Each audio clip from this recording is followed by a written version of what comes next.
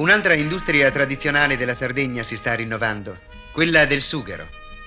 Per la sua lavorazione cominciano a sorgere moderne industrie a ciclo completo, in cui il materiale grezzo viene lavorato e trasformato in prodotto finito. Un'altra ricchezza dell'isola, il sughero, viene così adeguatamente sfruttata.